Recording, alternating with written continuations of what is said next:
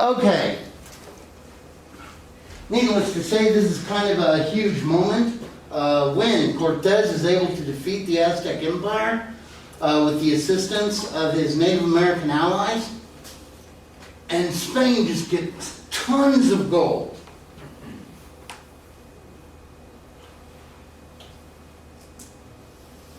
And starting with the next explorer, we see this shift in Spanish exploration, where they're really kind of more concerned about the gold than they are with the slaves.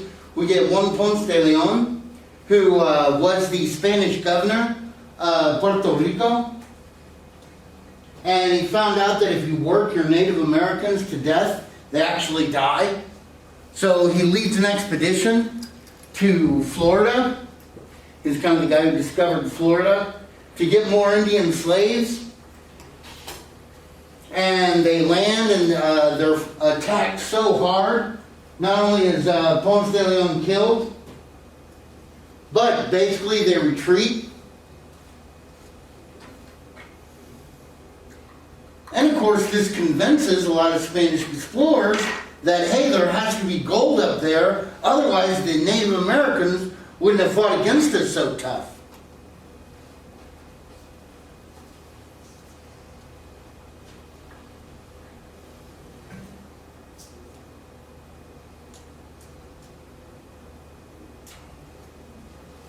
So then we get a huge expedition, like 500 men, underneath Alvaro Núñez Cabeza de Vaca, or Cowhead. Basically that was a title of honor because his grandfather had used the skull of a cow to show the Spanish general which way the Moorish enemy had gone.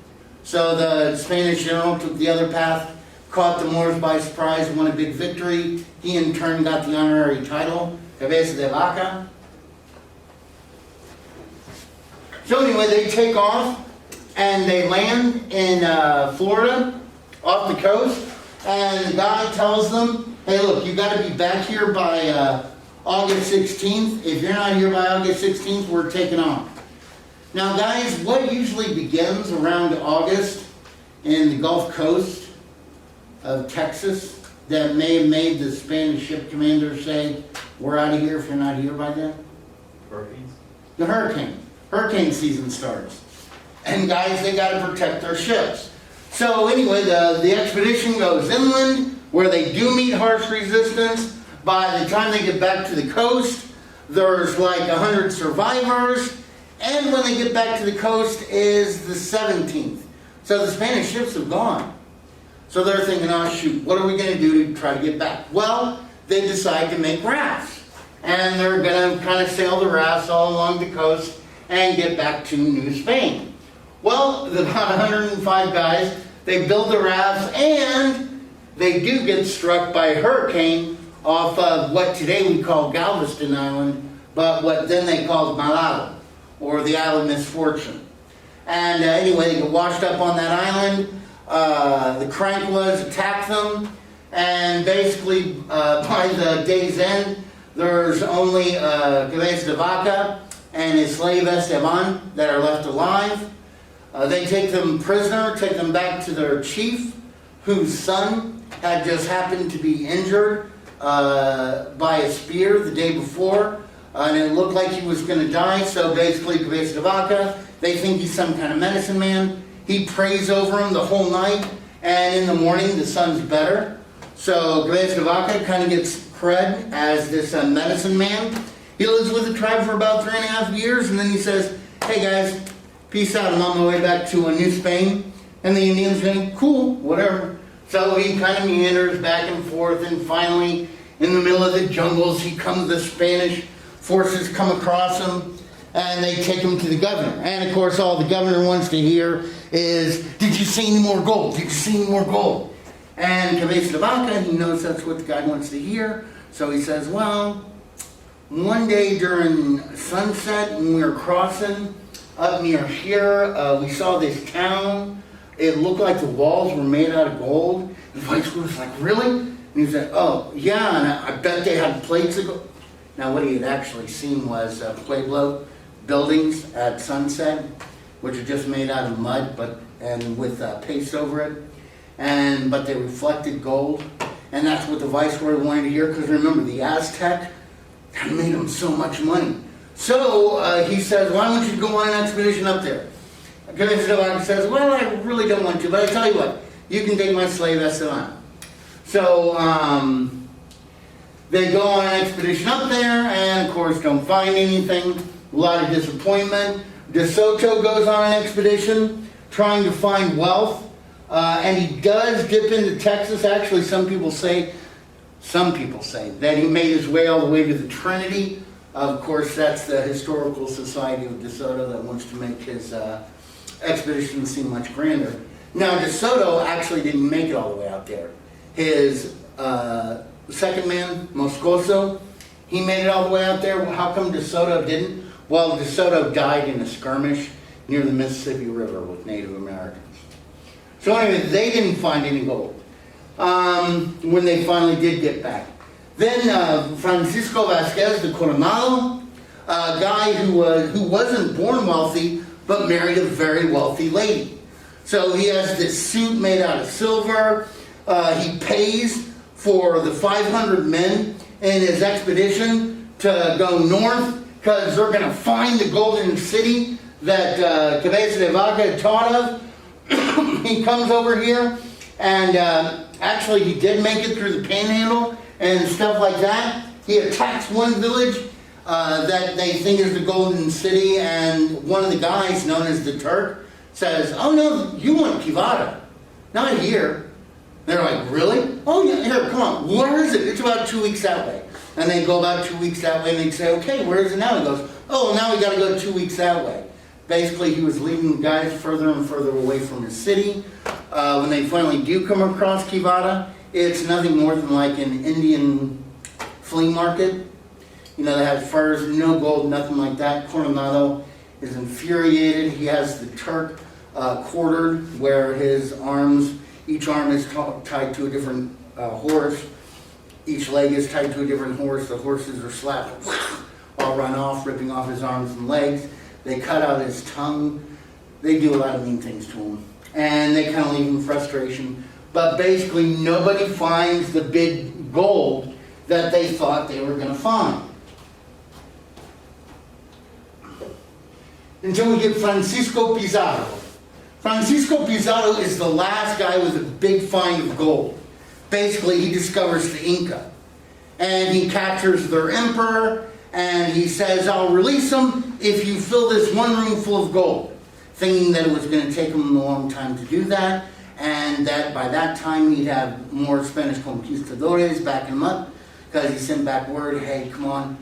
Well, they filled up the room. The only problem within a month, the only problem with this was Pizarro had already killed the emperor. So he was like, "Okay, well now you got to fill these other 2 rooms. You got to fill them up with gold. Then I'll let him go." And of course, by that time, they found him. He got reinforcement from Spain. Incas were wiped out. And basically after that, Spain kind of realized there's no more big, rich cities we're going to find. You have a guy by the name of Bartolomé de las Casas. In a report on the Indian tribes, he basically said, "Guys, God let us discover these people, not so that we would kill them and work them to death, but we need to save them." So it started being real looked down upon to work Native Americans to death. Well, if you still need labor and you can't depend on the Native Americans, what are you going to turn to? Well, they turned to slavery. And this, of course, made Spain the richest nation in Europe.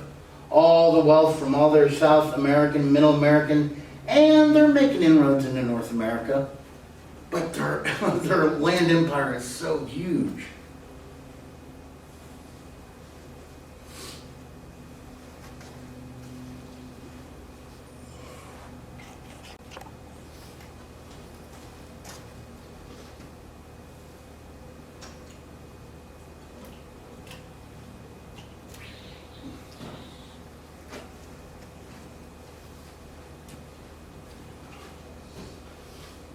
Ready? Then we come across Philip, Elizabeth, and Dreams of an English Eden. Philip II came to power over Spain in 1556. This guy is very driven and complex, and the Spain that he's head over, and you can look at this map and see the other areas in Europe that Spain controls. And it's Spain, even though it's very powerful, it's very troubled. A lot of these little empires and states like the Netherlands are revolting against them.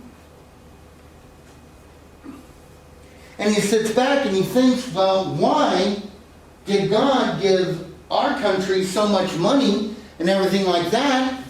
And then he thinks, oh, well, the reason why God gave us so much money is because he wants us to protect the Catholic Church. Because this was about the time you had the Protestant Reformation that was going on, where the Protestants were fighting to break out of Catholicism. And he asked the Pope for the title of Holy Roman Emperor. Now, who is the Holy Roman Emperor? Well, the Holy Roman Emperor certainly isn't holy, certainly isn't Roman, and definitely not an emperor.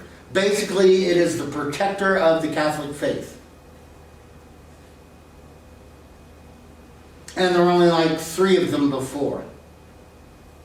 One was like Charlemagne. I forgot who the other 2 were. But he said, God gave me all this money and all this treasure so I could fight for the Catholic Church. Meanwhile, in England, you have Elizabeth pronounced the Queen in 1558. And basically she was a queen over in England that was ripped apart by religious conflict. Remember, her dad, Henry VIII, was the guy who made the state religion, the Church of England. Or over here in America, it's the Episcopalian. Over there, it's the Anglican. The economics in Europe in England were very troubled, as so much strife had made it difficult to invest. And her claim to the throne was very tenuous. Not only because she was a woman, but she had an older sister who was the daughter of, when Henry VIII had married, the Princess of Spain. And then it broke off that engagement. Which, of course, didn't win her any friends with Spain.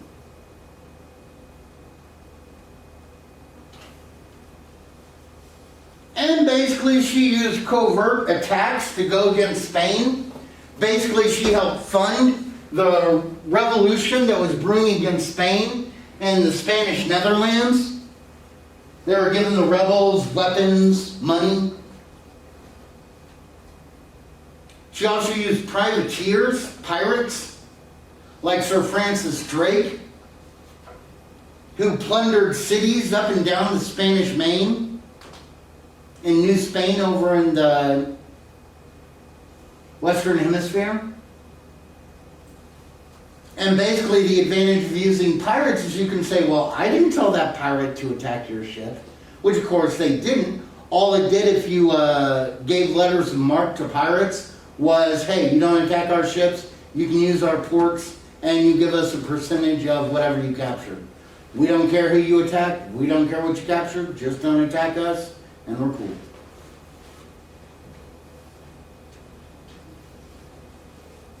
Ready for the next one? Meanwhile, Philip was supporting covert attacks on England. Like Mary, Queen of Scots, was a sister that was married to the Stuarts up in Scotland. You always had the potential of Ireland revolting, which Philip II helped to support, because Ireland was Catholic, Northern Ireland wasn't.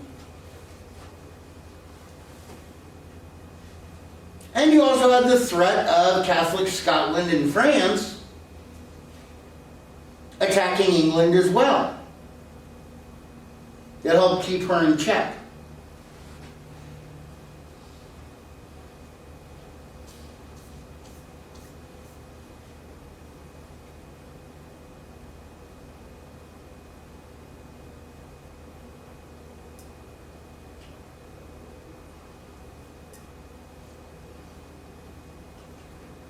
Ready? Then we go to more direct attacks. One of the things that was going on in England is you had a lot of poor people. These were people that were known as the meddling class, that had to kind of get charity to support, that were basically weakening the state. So she thought, hey, what we need to do is we need to start up colonies over in the New World. Why? Because this is going to get us access to more products, which is going to help out our merchants, and it's also going to enable us to get rid of some of those meddling class. Send them over there so they're starting to be productive, so they're basically benefiting England, not taking away. She pays for an expedition under Sir Humphrey Gilbert. So she pays for the boat, she pays for all the colonists, she pays for all the supplies, etc. to go off, and he actually starts a colony way over in Newfoundland on July 30th, 1583. They start that colony in July. They even build a boat. But then winter comes along, and they all say, no, thank you. And they head back to England. So basically, that's a total failure. Then she sends Sir Walter Raleigh over. He lands near Roanoke, or he lands off the coast of Virginia, starts a colony called Roanoke. Once again, the Queen's paid for the blacksmiths, the farmers, supplies, everything. He tells them, hey, I'm going to be right back. Well, a certain thing happens that we'll discuss in the next slide that prevented him from coming right back. And basically, when he is able to return, he finds the whole colony totally abandoned. I mean, there's still clothes in the closets. Some of the tables were prepared for a meal. And they were just, the only thing they found, make sure you get a thing of paper towel to wipe off your desk. The only thing they found was etched into a tree, Croatan.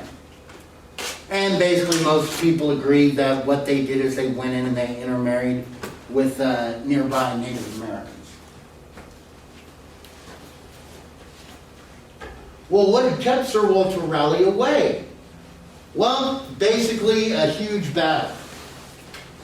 Looking at things, Philip II looked at, yeah, we're incredibly rich here in Spain, but inflation is through the roof. Because we have unlimited wealth, but we have limited resources. So we're having economic problems. Not only that, we have these Protestants in the Netherlands, as well as other locations in Germany, that are going against Catholicism.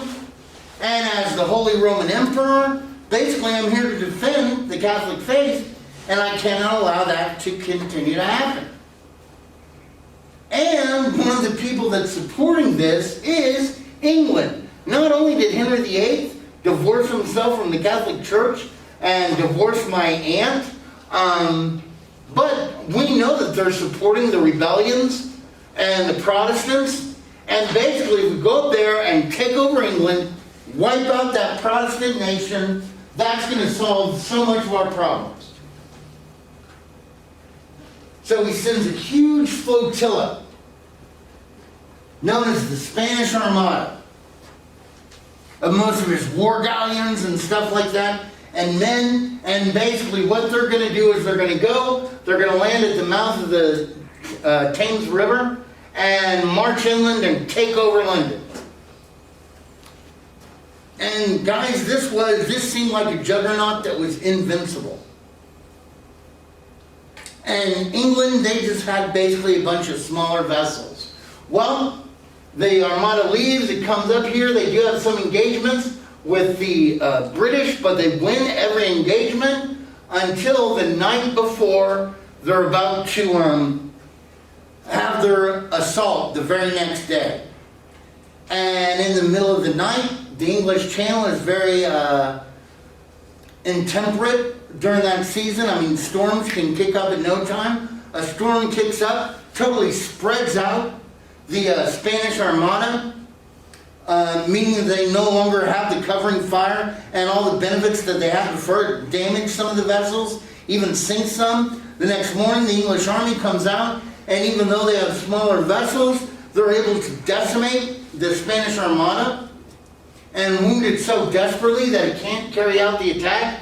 Instead, it has to go all the way around Scotland and back down. And of course, this whole time, you have Spanish ships that are wounded and leaking and sinking, crashing. You have some ships that crash into Scotland, some that crash into Ireland, beginning what's known as the Black Irish. Has anybody here ever heard of the Black Irish? All that basically means is an Irishman with black hair. And finally limping all the way back to Spain. Now, what are the consequences for Europe? Well, now this huge armada that was preventing a lot of the European powers from getting over to the New World is gone, meaning that things are going to start opening up.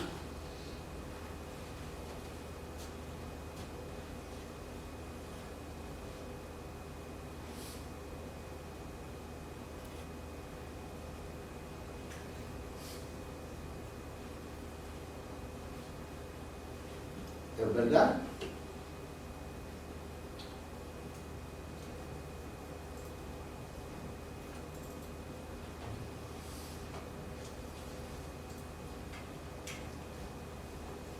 Spanish Tejas.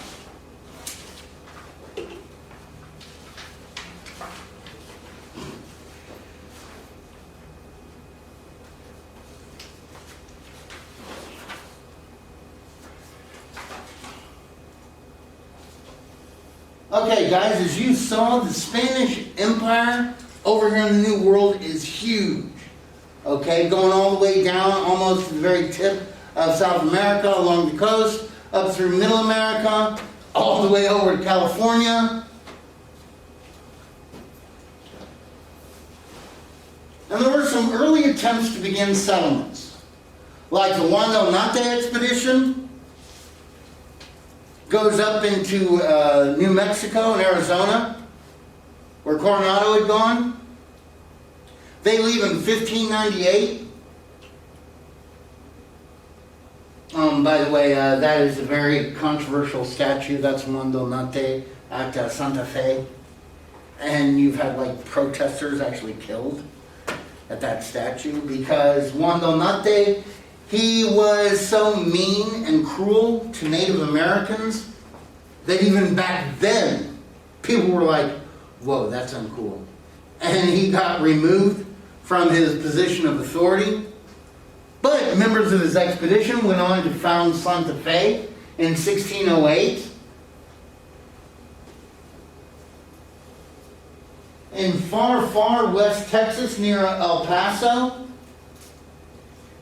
you have Corpus Christi de la Isleta, built in the 1680s.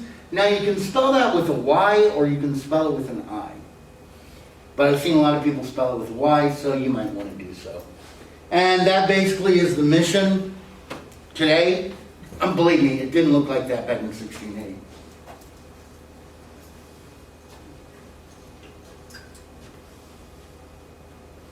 Meanwhile, you have an expedition that led by Father Nicolas Lopez and Captain Dominguez de Mendoza that is exploring around the western hill country near the San Saba River.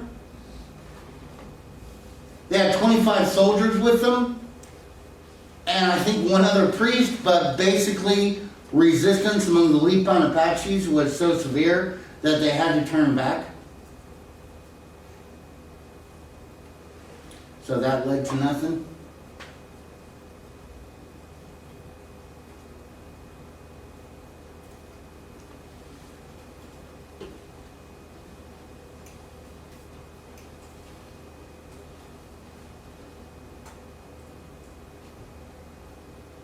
And then Spain probably would have been happy, because remember, they did all this stuff in Mexico in 1492. This is like 200 years later is when they're starting to mess around with Texas, just because their empire is so huge. And they probably would have been okay to just slowly let things transpire, but then something happens that prompts them to activity. Le Français, the French.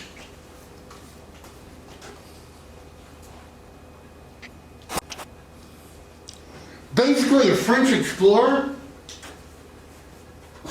by the name of René Robert Sieur de La Salle, but basically everybody in Texas knows him as La Salle. He had started out, he'd started out in France. He tried to get into the seminary. He couldn't make it. He dropped out. His brother, who lived in New France, up here in Canada, said, hey, come on over here. And basically what La Salle would do is, it used to be in New France, they had the trading post, and the Indians that lived nearby would all have to take their goods to the trading post to do trade, which of course caused a lot of time. And usually these trading posts were built by a river and strategic sites so that they could resupply with new goods and stuff like that. What La Salle did was, instead of building kind of apart from the Indians, he built his trading post right where the Indians were, and of course near water and everything like that. So indeed, he started doing this. He was so successful at doing this that he made enough money in just 1 year to change the walls of his fort from wood to stone, and still have a lot of money left over. By the way, he learned 21 Native American languages and 14 dialects in 1 year, because that's where money was. Well, anyway, you heard about this guy who was Champlain, who had started exploring the upper reaches of the Mississippi River. So he says, hey, that sounds like an opportunity. He goes and he sails down the Mississippi River, and he meets, the Caddo there, and the Mississippian cultures that, have huge watermelon, huge resources, furs, everything like that. He sees the incredible opportunities for trade. And the English colonies are over here, Spanish colonies are down here. Basically, he's driving a wedge right in the middle. And the English can't go any further that way. New Spain can't go any further that way. Meanwhile, he can carry out trade with both. So he names the river, the Mississippi River, after the French foreign minister, who was named Colbert. So it was La Rive Colbert. He names the land that he wants to settle, he names it after the king, Louisiana. And he goes to the king and he says, King, let me build it. And the king says no. Because they were at peace with Spain and didn't want to cause any ruckus. Thankfully, 6 months later, war breaks out with Spain. So and I don't know why your book did this. I don't know why other books do this. La Salle was given permission not to start a colony at the mouth of the Mississippi River, but 40 leagues west of it, which put him exactly where he wound up, in Texas. There is that official order you can go see in France. Because of the internet, you can look it up in the internet. But people like to say he got lost, which he didn't. But he winds up here in Texas, and he leaves on August 1st, 1684. He sets out with 280 people and 4 ships. In his journey, one of the ships was taken by the Spanish. Another one wrecked, and as he's disembarking, the other ship wrecked, so he's got 1 ship left. And basically, he's in a community that doesn't do a lot of trade like the Caddo did. It wasn't that successful. He kind of landed in the Crancoa. Okay, and there's the majestic fort. He sends out all these expeditions to go try and find people to trade with. Finally, on his fourth expedition, he comes across on his very first expedition, he went as far south as the Rio Grande River to try to find the Spanish. On his fourth and final expedition, he finds the people that will trade with him. He comes back to tell his men, so excited, but by that time he had so made them angry that they assassinate him, and he's killed. And basically some of his men try to make it back up to Canada, because that other boat, the captain just left. He said, forget it, you guys are jerks. Like 3 of the guys actually made it all the way back up to Canada. One guy kind of went crazy, and the Spanish found him, and they're like, you're crazy. 2 other guys were actually found at the fort. And after a 4th expedition, the governor of Coahuila, which was our sister state, Alfonso de Leon,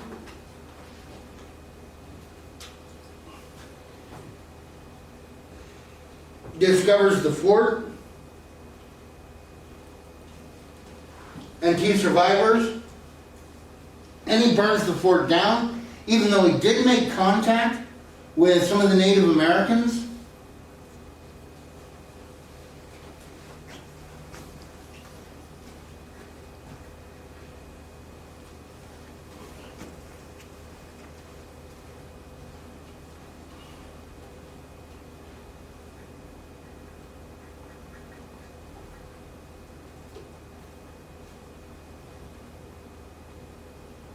And this priest that was with him, Damien Manasseh, really liked those Native Americans. Right? Father Damien Manasseh. So he visited with the Tejas chief,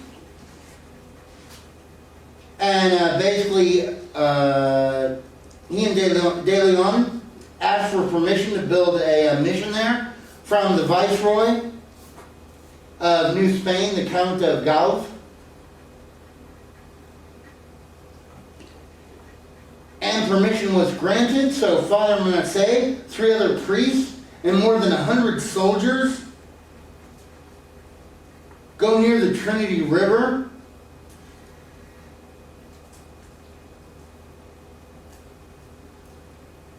Where they found the principal village of the Nabed Dashe.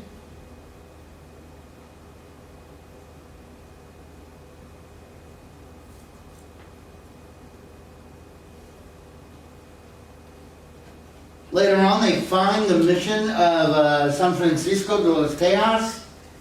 And by the way, guys, that's kind of what it looked like. And that's probably what it looked like. I've actually seen that place out in East Texas. You can go visit it. It's a state park. And at first everything seemed great. I mean, the relations with the natives seemed to be working. They had a dream of building a second mission just a little further away. But then cold, harsh reality steps in.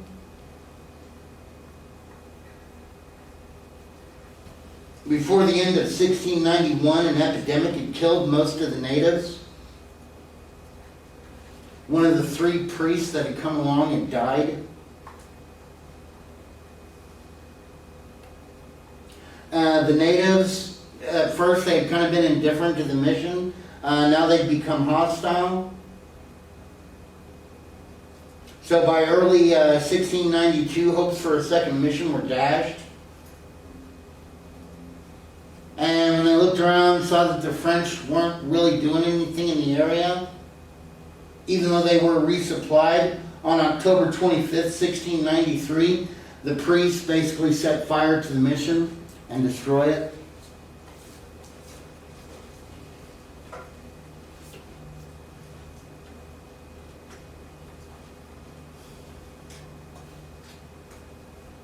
Now, one of those guys that had gone along as a priest with this was Father Francisco Hidalgo.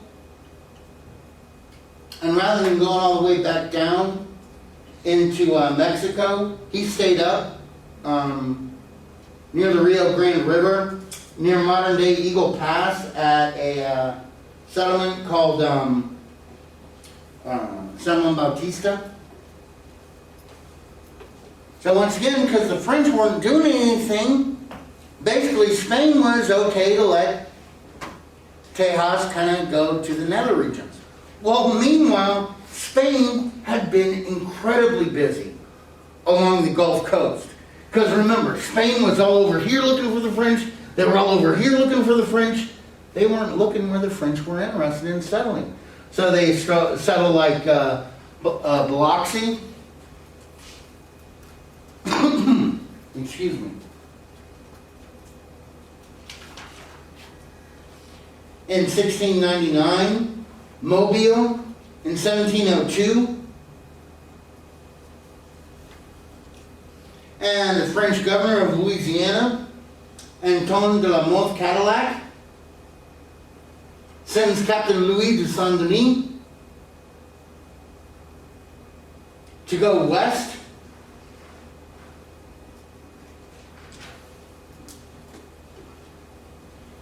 basically, he meets an Indian tribe. Remember that Indian tribe that they built San Francisco de la Tejas for, the Nabatic Chish? Well, basically what the French called the deviation of their name was the Natchitoches. And that's how we get Natchitoches, Louisiana. Oh, and how the Spanish called that name? The Spanish, here in Tejas, we called it Nacogdoches. So that's where we have Nacogdoches, Texas. That's where it got its name from. Anyway, he built a stone fort there. And then Cadillac told him, hey, go meet the Spanish. Because he had gotten a letter from Father Hidalgo to try to help the Spanish start the missions back up in East Texas. So he says, hey, go down to San Juan Bautista and meet up with Father Hidalgo.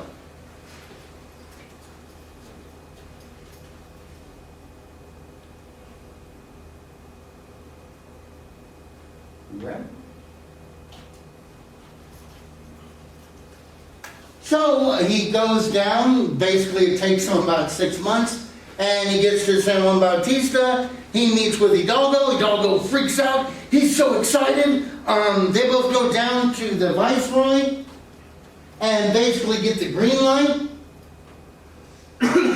And so Saint-Denis and Father Hidalgo led a sizable expedition to the country of the Tejas.